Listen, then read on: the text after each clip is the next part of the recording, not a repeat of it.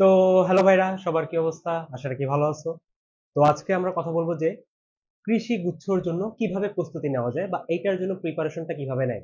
অনেকে এই ভার্সিটি সম্পর্কে জানে না, মানে একটা বলতে পারো আন্ডারডগ ভার্সিটি। এই ভার্সিটিতে চান্সের প্রসিডিওর কি, কারা পরীক্ষা দিতে পারবে না দিতে পারবে, আজকে এটা একদম আমরা ডিটেইলসে কথা বলবো, ঠিক আছে? কিভাবে পড়বা না পড়বা। যেহেতু আমি এখন যে টাইমে বানাচ্ছি, তোমাদের 25 অক্টোবর 23 ব্যাচের হলো পরীক্ষা। সামনে হয়তোবা ফিউচারে অনেক ব্যাচ দেখতে পারবে, বাট একই কথা, সবার জন্য তোমার কথা একই থাকবে, ঠিক আছে? যে ব্যাচে কৃষি পরীক্ষা দিক, প্রিপারেশন প্রস্তুতি সব তোমার সেম থাকবে, ওকে? আলাদা এটা হবে না। তো আসো আমাদের ভিডিওটাতে শুরু করা যাক। আর যারা ভাই একটা চান্স পেতে চান বা একটু ডিপ্রেসড আছো যে ভাই আসলে কৃষিতে হবে কিনা, পারবো কিনা, তারা ভিডিওটা শুরু থেকে শেষ পর্যন্ত দেখার চেষ্টা করো, ঠিক আছে? একটু ধৈর্য নিয়ে দেখো, তোমাদের জন্য ভিডিওটা বানানো। সবার আগে আমাদের কৃষি গুচ্ছর মধ্যে টোটাল 9টা বিশ্ববিদ্যালয় আছে, 9টা ভার্সিটি। সিট আছে টোটাল 3718, মানে খুব ভালো অ্যামাউন্টের একটা সিট আছে। তারপর তোমার এখানে পরীক্ষা দেওয়ার রিকোয়ারমেন্ট এসএসসি প্লাস এইচএসসি তে 8.5 জিপিএ থাকা লাগবে।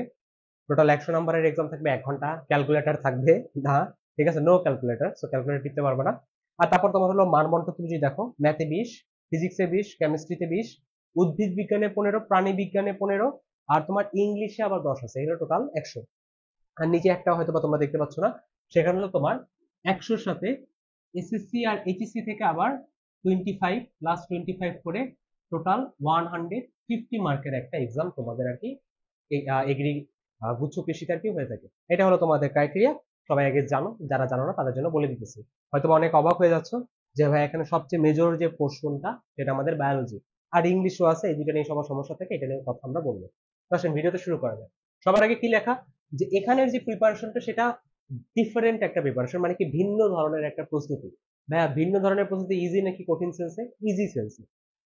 এটাতে ভাইয়া পড়তে হলে ব্যাকগ্রাউন্ড কি থাকা লাগবে? অবশ্যই বুঝতে পারছো, তোমার এই ইউনিটের ব্যাকগ্রাউন্ডটা থাকা লাগবে। কারণ কি, তোমার এখানে ফিজিক্স আর কেমিস্ট্রি, আবার সাথে ম্যাথও আছে 20-20-20 করে, তার মানে তোমার এই ইউনিটে ভালো একটা প্রিপারেশন থাকা লাগবে, অ্যাটলিস্ট বেসিক ব্যাকগ্রাউন্ডটা থাকা লাগবে, ঠিক আছে? এই ইউনিটের প্রস্তুতিতে ভাই তোমাদের নিতে হবে। এইবার এইবার তোমার এখানে ভাই কোশ্চেন ব্যাংক খুব বড় একটা রোল প্লে করে। তার কারণ কি, দেখো তুমি হচ্ছে হতে যাচ্ছ কি কৃষি গুচ্ছ, তাই না? গুচ্ছ কৃষি অন্যান্য ভার্সিটির মতো না। এখানে কিছু সার্টেন টপিক আছে যেটা আমাদের কৃষির সাথে রিলেটেড, সেই টপিক গুলো কি ভাই একটু প্রায়োরিটি বেশি পায়। যেমন তুমি যদি কোশ্চেন ব্যাংকটা করতে চাও তাহলে তুমি ক্লিয়ার দেখতে পারবে, যেমন তোমার হলো যে চলতরিতে দেখবে galvanometer I equal to K tan theta. এটা জেনারেলি অন্য ভার্সিটিতে আসে না, বাট কৃষি গুচ্ছতে এটা আবার দিয়ে দেয়। তার মানে কি, এখানে তোমার কিছু সার্টেন টপিক থেকে বারবার কোশ্চেন করে। আর সবচেয়ে মজার ব্যাপার হলো এরা কখনোই তোমার সেই টপিকের বাইরে যাবে না, সো ভয় পাও না। এরা তাদের প্যাটার্নের মধ্যে খুব স্ট্রিক্টলি ফলো করে, এটা খুব বড় একটা অ্যাডভান্টেজ আর কি বলতে পারো। তারপরে থার্ড যে কথাটা, এটা ভাইয়া ঢাবি বা জাবির মতো এক্সাম না। ঢাবি বা জাবিতে কি হয়, যে ভাইয়া এত ম্যাথমেটিক্যাল ক্যালকুলেশন দিছে যে মাথার উপর খুব প্রেশার পড়ছে, তাই না? ঢাবিতে তো কিছু ম্যাথ দেয় যেটা পারার মতো না। আর আমাদের, যেহেতু আমি নিজে জাহাঙ্গীরনগরে পড়ি, জাহাঙ্গীরনগরের কোশ্চেন তো ভাইয়া মাঝে মাঝে ভাই বুঝার স্কোপই নেই, এত কঠিন দিয়ে দিছে। এরকম কোশ্চেন উচ্চ কৃষিতে দিবে না। তার কারণ কি, তুমি যে কৃষি ভার্সিটিতে যাচ্ছ সেখানে তোমার ম্যাথমেটিক্স এর এত তো কাজ নেই। অবশ্যই ম্যাথমেটিক্যাল কোশ্চেন দিবে, বাট অত টাফ দিবে না। ম্যাথমেটিক্যাল পয়েন্ট অফ ভিউ অত স্ট্রং না থাকলেও কোনো সমস্যা নেই। তো অনেকে ভাবে ভাইয়া এখানে তো ম্যাথের 20 মার্ক আসবে, আমার তো ম্যাথ উইক, কোনো সমস্যা নেই। অত অত হাইফাই ম্যাথ তো চাচ্ছে না। তোমার যদি বেসিক যদি ঠিক থাকে তাও তুমি ভাই এখানে ইজিলি কোপায় আসতে হবে, ঠিক আছে? সেই ব্যাপারে তুমি চিল থাকতে পারো। ওকে, এবার তোমার আসা হলো 2 নম্বর পয়েন্টে, এক্সামিন বা পরীক্ষার্থী। দেখো এখানে পরীক্ষার্থীরা তোমার এভারেজ বা বিলো এভারেজ। তার কারণটা কি, এই ভার্সিটির এক্সাম সবসময় লাস্ট হয়। যেমন তুমি দেখো 23-এর কৃষি গুচ্ছের এক্সাম হচ্ছে 25 অক্টোবর, ওদের বাকি যে 23-এর বাকি ভার্সিটির স্টুডেন্টরা পরীক্ষা দিয়ে ভর্তি পর্যন্ত হয়ে গেছে, যার কারণে তোমরা এখন একটু স্ট্রেসের মধ্যে আছো। সবার অবস্থাই একই, ঠিক আছে? তার মানে এখন এই অবস্থার মধ্যে ভাই যদি আমি বের হতে চাই তাহলে আমার কি করতে হবে? তোমার জাস্ট ভাই সিম্পলি ডেইলি নর্মাল আওয়ারের একটা স্টাডি করতে হবে। আমি তোমাকে বলতেছি না দিনে 10 থেকে 12 ঘন্টা, কোনো দরকার নাই। তুমি দিনে ডেইলি 5 থেকে 6 ঘন্টা পড়ো ডেইলি, তাইলেই তোমার হয়ে যাবে। কারণ কি ভাই, অলরেডি ভাই অনেকে গিভ আপ করে দিয়েছে, হবে কি হবে না, পরীক্ষার কোনো ঠিক ঠিকানা নাই, লাস্টে তো দিলই ডেট, আমি চান্স পাবো কিনা, এতদিন তো আমি পড়ার মধ্যে ছিলাম না, অনেক কনফিউশন আছে। তুমি সব যদি মাথা থেকে বের করে খালি দিনে 5 থেকে 6 ঘন্টা যদি পড়তে পারো তাইলেই হবে। আর কোনো দিকে তাকান লাগবে না, সহজ কথা, ঠিক আছে? তারপর আসলে পরের পয়েন্ট আবার কি লেখা, এখন তোমাকে এখানে ভাই পড়তে হবে কি কি স্টেপে ভাই আমরা পড়বো, সবই তো বুঝলাম, বাট ভাই পড়বো কিভাবে? সবার আগে ভাই তোমাকে ক্লাস দেখতে হবে অবশ্যই। এখন ভাই ক্লাস কোথা থেকে দেখবো? তুমি চাইলে আমার ফ্রি প্লে লিস্ট দেখতে পারো, ওখান থেকে তোমার যে অধ্যায়টা কঠিন আছে, তোমার ভার্সিটি ইউনিট আর ইঞ্জিনিয়ারিং স্ট্যান্ডার্ড পুরো একটা প্লেলিস্ট বানানো আছে, ওখান থেকে তুমি চাইলে শর্টকাট গুলো দেখে নিতে পারো, এটা করতে পারো। ক্লাস দেখলা, যে কারো ক্লাস দেখতে পারো, যেটা তোমার ভালো লাগে, বাট শর্টকাট তোমার শিখতে হবে। পরে যে কোনো একটা গাইড থেকে তোমাকে শর্টকাট দেখতে হবে। ক্লাসে তো দেখায়, আর গাইডে আরো এক্সট্রা কিছু শর্টকাট থাকে, সেটা তোমার দেখতে হবে। দেখার পরে এই দুইটা শেষ করার পরে তোমার এবার পিওয়াইকিউ মানে বুঝো, পিওয়াইকিউ মানে হলো তোমার, এখানে তো বুঝবা না, পিওয়াইকিউ মানে আমি লিখে দিই প্রিভিয়াস ইয়ার কোশ্চেন, ঠিক আছে? প্রিভিয়াস ইয়ার কোশ্চেন মানে কি, তোমার কোশ্চেন ব্যাংকটা ভালো মতো এবার ফিল্টারিং করতে হবে, যে আমি ক্লাসে যা পড়লাম, আমি যে শর্টকাট করলাম, আসলে কতটুকু ইউজ হচ্ছে। দেখবা তুমি যদি 25টা শর্টকাট দেখো ভার্সিটি ইউনিটে, কৃষি মাত্র 10টাই আছে, ও এর বেশি চাচ্ছেই না, কারণ কি ওর একটা ফিক্স প্যাটার্ন আছে ভাইয়া। তুমি যদি বেশি পড়ো, দেখো বেশি পড়লে চান্স হয় না, ঠিক পড়লে চান্স হয়, কথা বুঝছো? তোমার একটা ফ্রেন্ড অনেক পড়ছে, ও যে চান্স পাবে এটা কোনো গ্যারান্টি নেই। আর তুমি হয়তো কম পড়ছো কিন্তু ঠিক ডাইরেকশনে পড়ছো, কোশ্চেন ব্যাংক তোমার একদম গুলে মানে খাওয়াই আছে। ভাই যদি আপনি ভ্যালু চেঞ্জ করে দেন তাও আমি পারবো, তার মানে কি না, তোমার চান্স হবে। তার মানে আমি বারবার বলি, শর্টকাট শিখো, বাট এটা ভাই অ্যাপ্লাইও করা শিখতে হবে। আর লাস্টে আমি এটা বলবো ভাই, প্রপার একটা প্ল্যান লাগবে। যেমন তোমাদের কি 25 তারিখে এক্সাম, তাই না? 25 তারিখে যদি এক্সাম হয়, তুমি চাইলে দিনে ভাগ করে নিতে পারো। যেমন যেহেতু 25 দিন আছে, তুমি চাইলে প্রথম 5 দিন যা নতুন পড়া পড়া করে নিলা, তারপর কি 10 দিন বসে জাস্ট কোশ্চেন ব্যাংকে 2-3 বার শেষ করলা, পরের 10 দিন ধরো তুমি বসে বসে এক্সাম দিলা। কথা বুঝতে পারছো?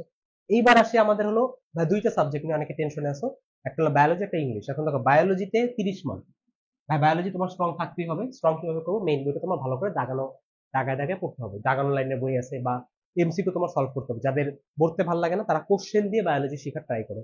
উদ্ভিদ বিজ্ঞান 15, প্রাণী বিজ্ঞান 15, বুঝতেই পারতেছে কোন কোন চ্যাপ্টার থেকে বেশি আসবে। আবৃতবীজি, নগ্নবীজি, কারণ কি এগ্রিতে এইগুলোই মানে ম্যাটার করতেছে। ট্যানিডোফাইট, ব্রায়োফাইট, এখান থেকেই তোমার কোশ্চেন গুলো আসবে, একদম বুঝাই যাচ্ছে।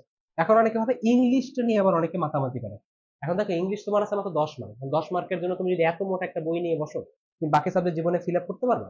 জীবনে পারবা না। ইংলিশের জন্য তো মাতামাতি করার কিছু নেই, তুমি জাস্ট কোশ্চেন ব্যাংক করার কিচ্ছু করা লাগবে না, কোনো রুলস করা লাগবে না, কিছু করা লাগবে না। কোশ্চেন ব্যাংক যদি ভালো মতো শেষ করতে পারো, 10-এর মধ্যে 5টা তুমি ইজি পারবা, সবাই পারে, ঠিক আছে? যেমন আমিও যত জায়গাতে পরীক্ষা দিয়েছি, আমার মনে হয় না আমি কোনো সময় ইংলিশ নিয়ে মাতামাতি করছি। টুয়েটও অনেক বেশি ইংলিশ ছিল, আর অত পড়ে যায়নি, হয়ে গেছে চান্স। কথা বুঝতে পারছো? তার মানে আশা রেখে আমার মনে হয় যে কৃষি গুচ্ছের জন্য ভাই কিভাবে একটা সলিড প্রিপারেশন নিতে হয় সেটা তোমরা হয়তো বুঝে গেছো। আর আমি তোমাদের জন্য একটা হেল্প করতে পারি। কেউ যদি মনে করে যে ভাইয়া কৃষি গুচ্ছের 25 দিন তো আছেন, আপনি একটা কাজ করেন, একটা ক্র্যাশ কোর্স বের করেন, পুরা কৃষি গুচ্ছটা শেষ করাই দেন, শুধু কোশ্চেন ব্যাংক সলভ করাই দেন, হয়তো আমি দাম কমে রাখবো 200-300 টাকা। এটা হলো তোমরা যদি পেজে লিঙ্ক দেওয়া থাকবে, পেজে মেসেজ করে দিও। যদি আমি দেখি যে খুব বেশি স্টুডেন্ট চাচ্ছে, কারণ তোমাদের এখন অবস্থা কি আমি জানি না, তাহলে হয়তো আমি নামাইতে পারি, নাহলে দরকার নেই। তোমাদের আপাতত যা রিসোর্সেস আছে সেটা দিয়ে ঠিকভাবে পড়লেই হয়ে যাবে, নতুন কোনো কিছু করা লাগবে না। আশা রেখে আমার কথা বুঝতে পারছো, প্রতিটা পয়েন্ট আই গেস ক্লিয়ার। আমি যাওয়ার আগে তোমাকে একটা কথাই বলি, যে দেখো ভাই, তোমরা 23 বছর যারা আছো হয়তো অনেকে একটু ডিপ্রেশনের মধ্যে আছো, দেখো মেইন ব্যাপারটা হলো কি, তোমার কৃষি গুচ্ছতে চান্স পাওয়ার ইচ্ছা, তাই না? এখন তোমার মানুষের যদি কোনো একটা গোল যদি চাওয়ার ইচ্ছা থাকে, তাহলে পুরা ইউনিভার্স বা পুরা মহাবিশ্ব বলতে পারো যে তোমাকে যে এনার্জিটা দিয়ে দেয়, কেমনে না কেমনে জানি রাস্তা বানায় দেয়। তুই চিন্তা করে দেখো যে ছোটবেলা যখন একটা জিনিস খুব চাইতা, কেমনে না কেমনে জানি পেয়ে যেতাম, মানে হয়ে যায়। তোমার ওই ইচ্ছাটা থাকা লাগবে। এখন তোমার যদি মনে হয় যে সারাদিন ফোন স্ক্রোল করা, ডিপ্রেশনে থাকা, এইগুলা তখনই করবে যখন তোমার গোলটা আর তোমাকে অ্যাট্রাক্ট করতে পারতেছে না, ঠিক আছে? যেমন আমি আমার প্রিপারেশনের সময় যত খারাপ দিনই যাক, আমার একবারও মাথায় একদিনের জন্য আসে না যে আমার এখানে চান্স হবে না।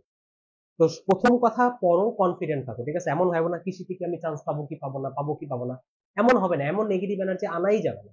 এবার আমি কোনোদিন ভাবিনি যে আমার মানে যে আমার চান্স হবে না, হয়তো বা আমার র্যাঙ্ক একটু পিছনের দিকে আসছে, এটা অন্য কারণ, না বলি। বাট মেইন ব্যাপারটা হলো সব জায়গায় চান্স তো পেয়ে গেছে। তো মেইন ব্যাপারটা হলো যারা চান্স পাবে ওদের মাথায় কখনো আসে না যে চান্স পাবো কি পাবো না, পাবো কি পাবো না।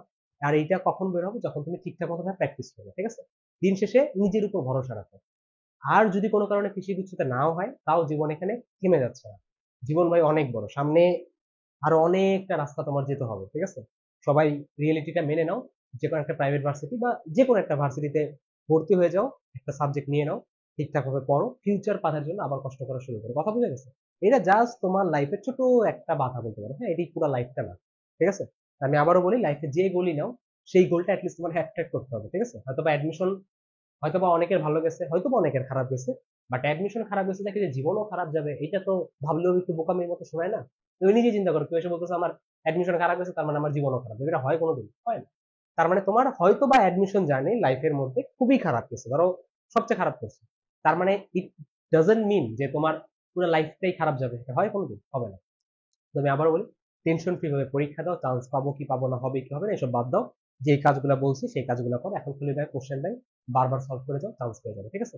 তো আশা রাখি চান্স পাওয়ার পরে সবার অনেক সুন্দর সুন্দর মেসেজ করবো যে ভাইয়া যা যা বলছিলেন সেটা ফলো করছি, মাথায় এখন টেনশন কম, আর এখন আর কোনো ভিডিও দেখা লাগবে না, ডিরেক্ট ভাই পরের টেবিলে বসে যাবে। ঠিক আছে?